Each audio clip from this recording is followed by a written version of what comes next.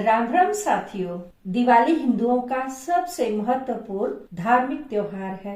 अधिकतर क्षेत्रों में दिवाली 5 दिनों तक मनाई जाती है। इन 5 दिनों के दौरान विभिन्न देवी देवताओं को प्रसन्न करने के लिए उनकी पूजा की जाती है।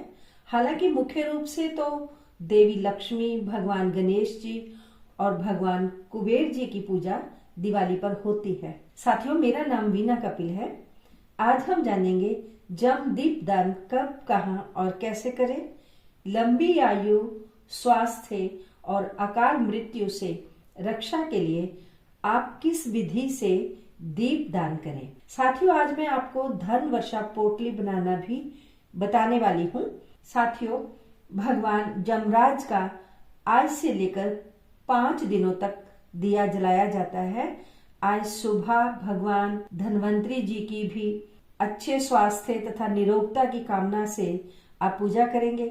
भगवान हनुमान जी, देवी काली, देवी सरस्वती, भगवान कृष्ण, दानव राजा बलि, अन्य मुख्य देवताओं की पूजा की विधि अब मैं आपको नेक्स्ट वीडियो में बताऊंगी। ज्योतिष क्योरी चैनल की तरफ से आप सबको धनतेरस की बहुत बहुत शुभकामनाएं तथा आप सबको मेरी तरफ से बहुत बहुत बधाई हो। साथियों, आज धन्वंतरी त्रयोदशी है।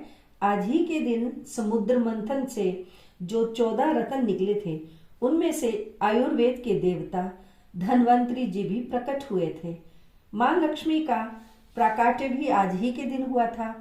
आज ही के दिन यम के निमित्त दीपदान किया जाना शुरू किया जाएगा, जो लगातार 5 दिन चलेगा। आज सुबह ब्रह्म मुहूर्त में उठें और नहा धोकर आयुर्वेद के देवता धन्वंतरी का ध्यान करें, उनका पूजन अर्चन करें और उसके बाद गेंदे के फूलों तथा आम के पत्तों से बने वंदनवार से अपना घर सजाएं, कलश स्थापित करें और 2 कलश आप मुख्य द्वार के दोनों ओर भी रखें। दीपावली पर जहाँ किसी विशेष पूजा में 4 बाती वाला चौमुखिया दिया जलाया जाता है। आपको पता है कि इस 4 मुख का दिया क्यों जलाते हैं, इसका क्या अर्थ है? साथियों, दीपक की 4 बाती धर्म, अर्थ, काम, मोक्ष को दर्शाती है।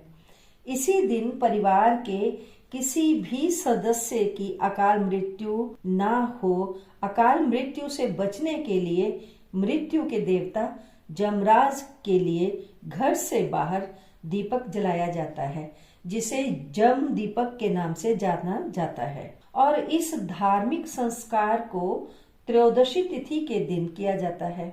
अलग अलग मान्यताओं के अनुसार कहीं कहीं लोग केवल धन त्रयोदशी को ही जलाते हैं और कहीं कहीं छोटी दिवाली अर्थात नरक चतुर्थी को जलाते हैं और कहीं कहीं जम द्वितीया अर्थात भाई दूज पर यह दिया जलाया जाता है और कहीं कहीं 5 दिन, वैसे तो 5 ही दिन जलाया जाना चाहिए। घर के आउटर एरिया अर्थात घर के मुख्य द्वार के बाहर जलाया जाता है।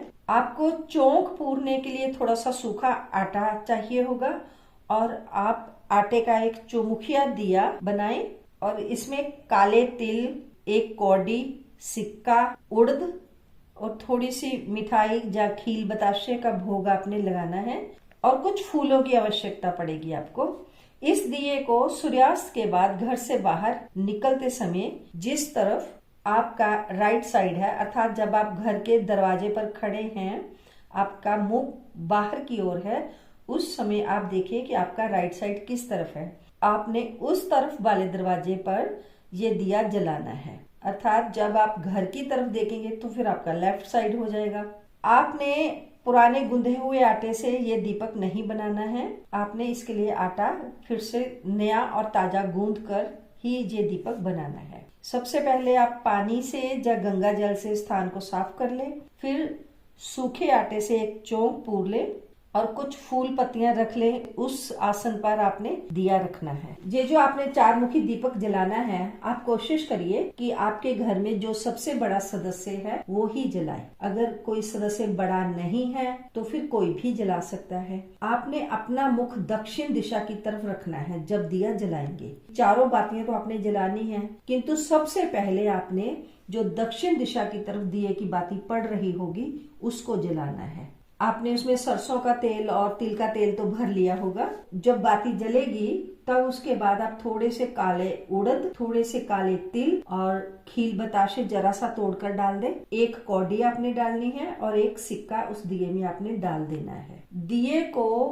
कम से कम 2-4 घंटे जलना चाहिए। आपने बिल्कुल नहीं बुझाना। दिया स्वयं जब अपने आप सुबह तक बुझ जाएगा तब बहुत अच्छा माना जाता है। दिया ऐसे ही हवा के साथ ना बुझ जाए, जहाँ कोई और बच्चा, जहाँ कोई जानवर उसे उठाकर ना ले जाए, उसके लिए आप दिए के चारों तरफ गत्ता इत्यादि कोई भी चीज रख दे ताकि दिए को सीधी हवा ना पड़े। इस दिए को दूसरे दिन फिर से आपने नया आटा गूंद कर तैयार करना है। पुराने दिए का जो सिक्का और कौड़ी होगी आप उसे यूज कर सकते हैं, किंतु दिया नहीं यूज करना। यदि कोई पशु पक्षी खा ले तो ठीक है, नहीं तो फिर आप अगले दिन उसे मिट्टी के नीचे भी दबा सकते हैं ताकि इसे अपने आप चींटियां इत्यादि खा ले। ध्यान रहे कि हर रोज फूल या अनाज जो आपने दिए का आसन रखा है आपने उस पर ही दिए को रखना है। आप चाहे तो वो आसन वहाँ पड़ा रहने दें, आप चाहे तो 5 दिन के बाद जब वो इकट्ठा हो जाएगा तो उसमें कुछ और अनाज मिलाकर आप फिर उसे दान कर सकते हैं।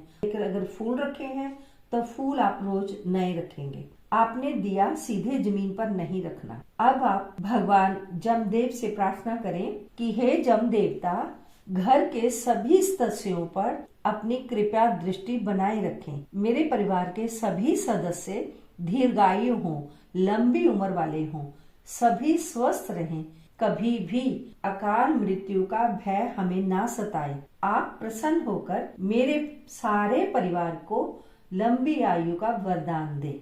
आपने सूर्यास्त के बाद कुछ मिनटों के भीतर ही इस दिए को जला देना है, बहुत अधिक देरी नहीं करनी। फिर उसके बाद आप कुछ समय आपने रुकना है। उसके लिए आप घर के अंदर आइए और फिर हनुमान चालीसा पढ़ लीजिए तो बहुत अच्छा रहेगा।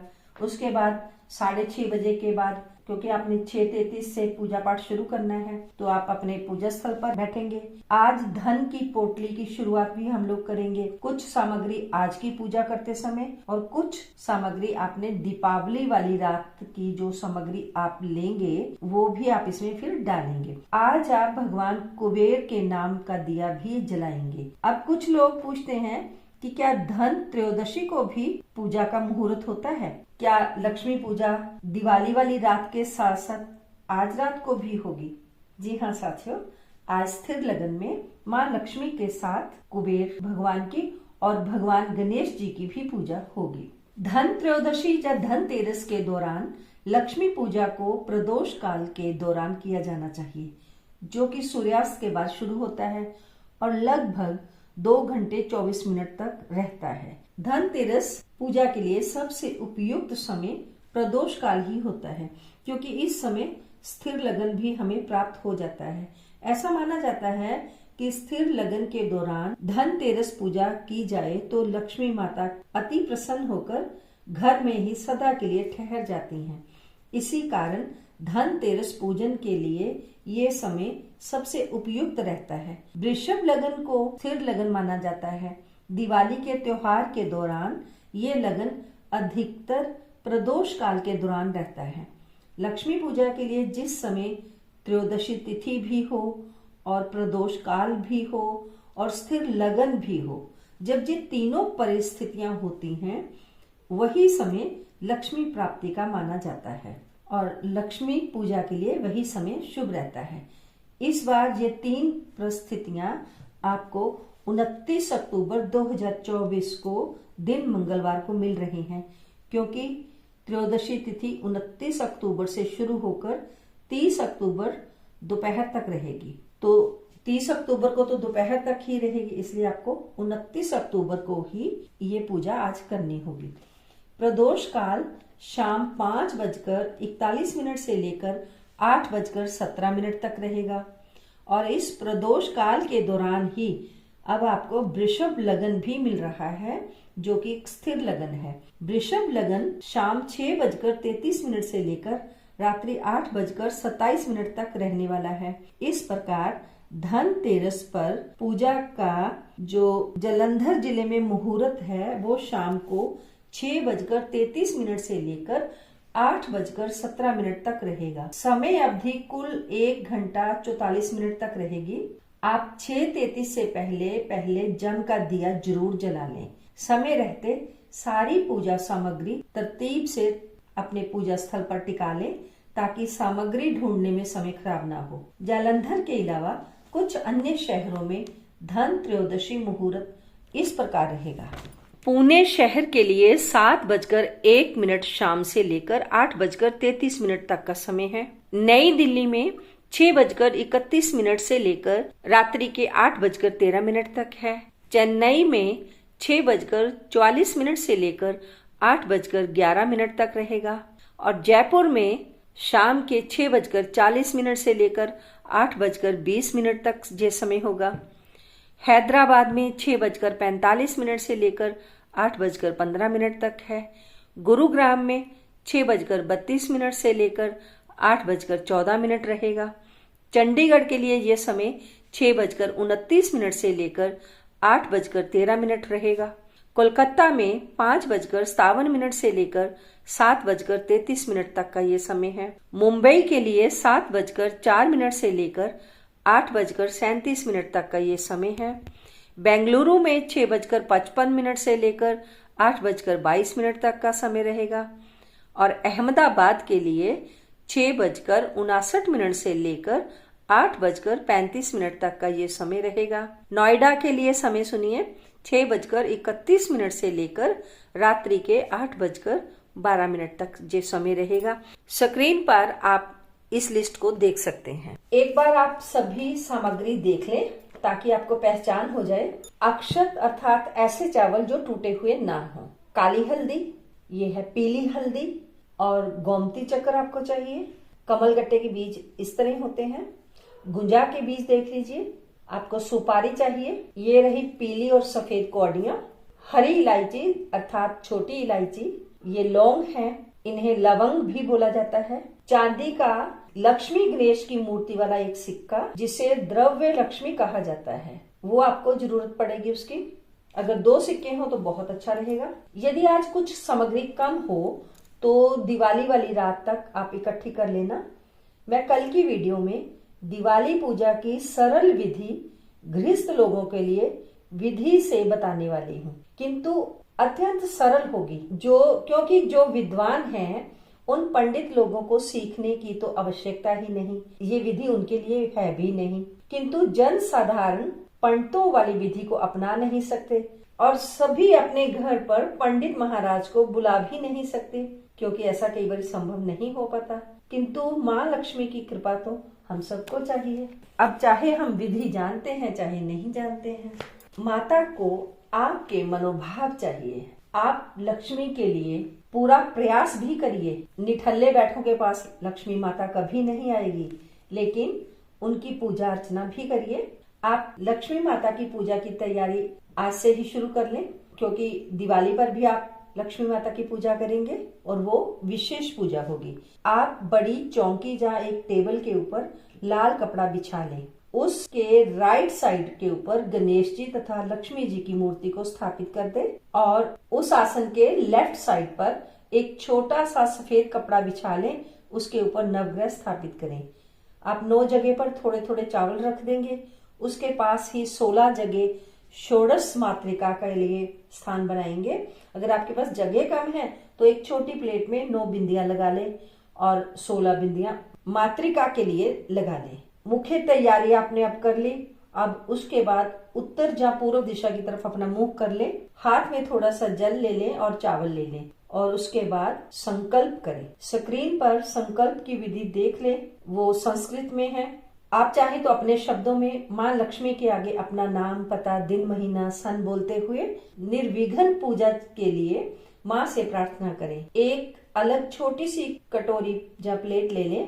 उसके ऊपर चांदी का सिक्का रख दें जिस पर लक्ष्मी माता और गणेश जी की तस्वीर छपी हुई है। आप स्क्रीन पर दिए हुए 27 अक्षरों वाले मंत्र को बोल सकते हैं।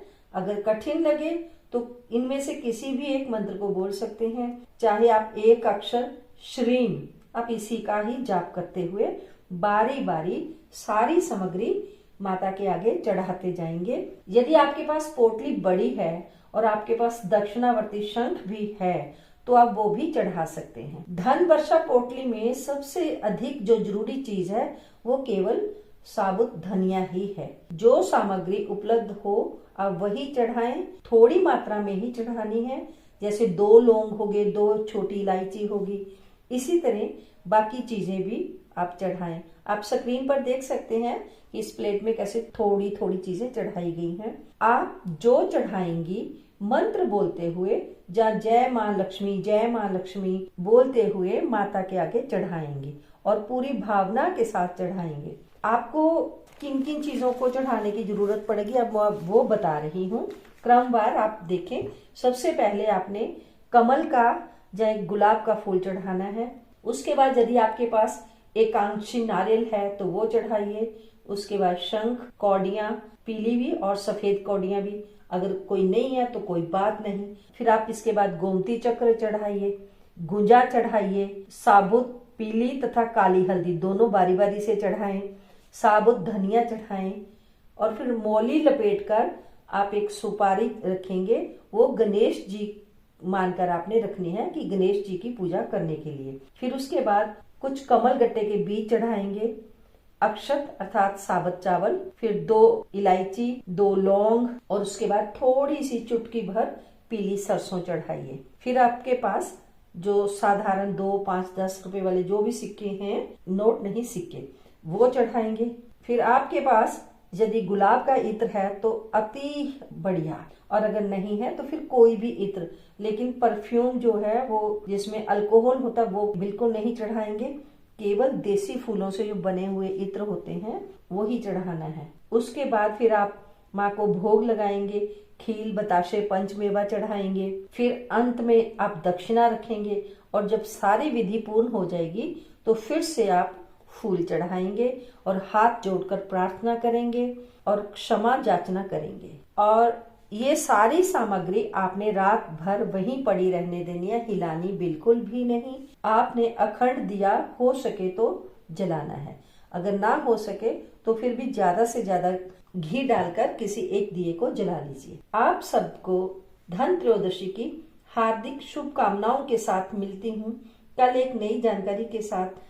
तब तक आप अपना ध्यान रखें, स्वस्थ रहें और त्योहार पर खूब मस्ती करें, खुश रहें। कल की वीडियो देखना बिल्कुल ना भूलना। महान लक्ष्मी पूजा और उसकी पूर्ण विधि मैं बताने वाली हूँ और बहुत ही आसान ढंग से, इसलिए अब हर घर में माँ लक्ष्मी की पूजा होगी। आपको वीडियो काम की लगे तो दूसरों को शेयर करना बिल्कुल ना भूलें। पूरा वीडियो देखने के लिए आपका बहुत बहुत धन्यवाद। ओम नमः शिवाय।